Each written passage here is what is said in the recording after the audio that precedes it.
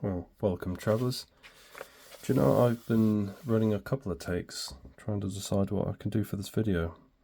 I want to keep pushing home shape and form, and I think the best way to show you, even through observation, is to show my left hand and study that. Do it yourself, study your hand. It's the best thing you have in terms of natural composition lines. And also have it in different poses. Whatever you do, don't draw the outline of your hand like a hack. You're never going to learn anything from that. We need to learn 3 dimensions, don't we?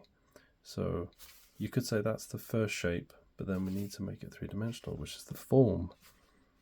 So if you think about it, now if I was to draw a hand,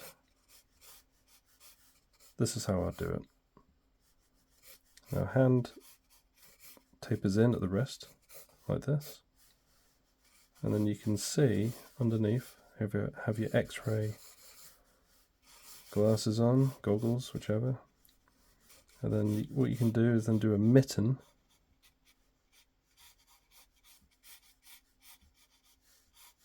Like that. And then you can break up with the knuckle. So this would be my left hand. So if this is the wrist here. What am I doing there? That's way too long. Sorry, I'm actually going against my rules there, drawing rubbing out. That's funny. Okay. I kind of got a bit confused there. So that's the palm, fingers, thumb. And we're going for cylinders.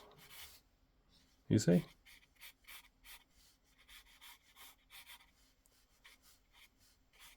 Let's put in those cylinders, guys. How many? 4 fingers? Yeah, I think so. Like that. You do your composition line here. And then the thumb. Almost like see-through hand slightly. You can see the fingers there, which will be these parts.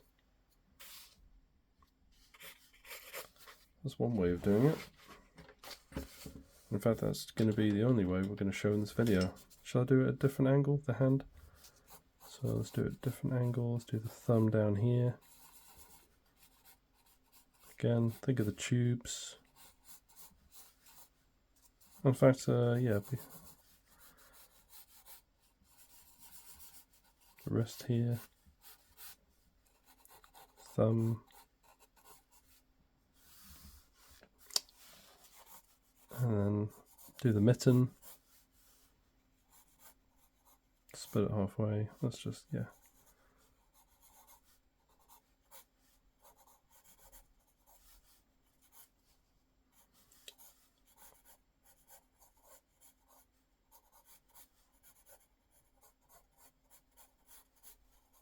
Pinky be down here.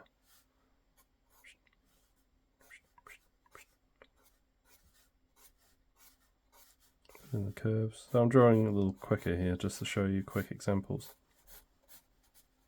And there's a little pinky there and the palm. So again, they look like tubes, don't they? Almost like a boxman robot. So his hand's going that way.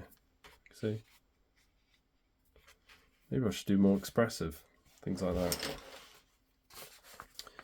Again, do the wrist where it's going to connect. Can you see that? Yeah.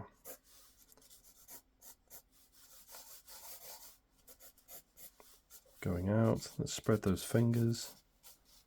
Going to be like that, aren't they? Almost like a fan brush. Got to join that. So think where the wrist is. The section of the thumb. Kind of, if you try to look at the overall shape, it's like a triangle. So let's try and do that. See that triangle? And then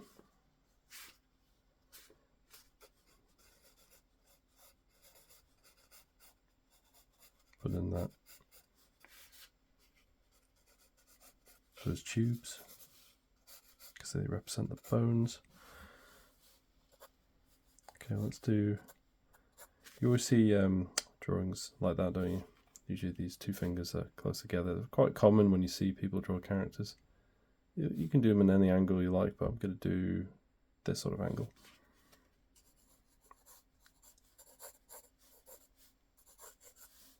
So you split it up like that just to get you going.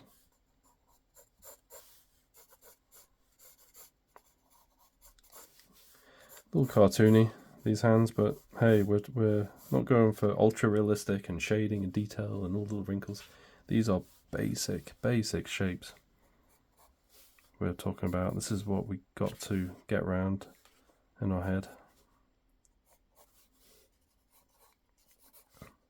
Try and remember to do that, splitting it halfway. It's roughly halfway. I think my knuckles here, they're fairly even. So yep, let's split it there. Same with this one. Taper in the fingers a little bit at the end if you like. Depends on what your hand looks like. But again, you don't need to be super accurate. But you want to be accurate enough that you get the overall posture.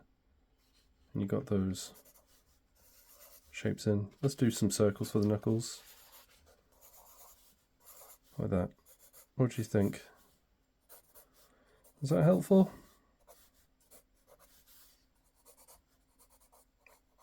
Definitely helps me.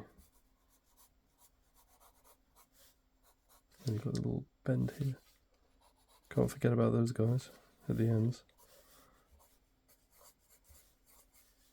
And if you want, you can split down the wrist and down the palm. You can split it along here. There's joint one. Well, there's something there. There's a joint. Something there. Definitely bone. Joint. So we've got joint here. Joint there. So there's actually 1, 2, 3. So I'm missing something there, so I need to course correct. Quickly, let's course correct that one. There we go. All fixed. See? Mend it on the fly.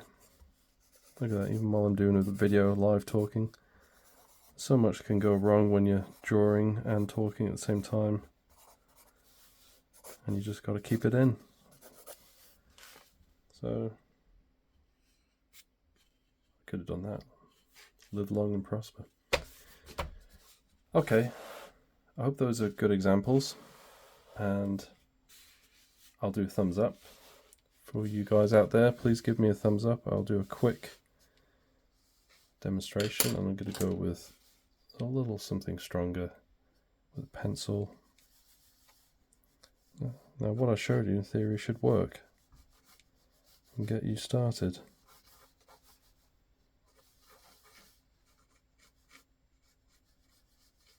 But it all could go wrong here if I'm not focusing and trying to talk at the same time.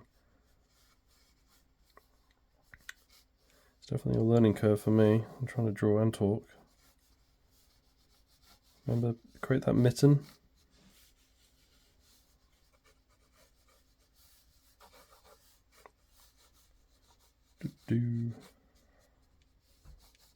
Goes in like that. Yeah. And we've got one. Little pinky's hiding there. Little one hiding there. Okay. This is actually quite a flat angle. So I'm really just doing it for you guys. A thumbs up. Both to you for watching this video. And also if you can give me a thumbs up. And let me know I'm on the right track.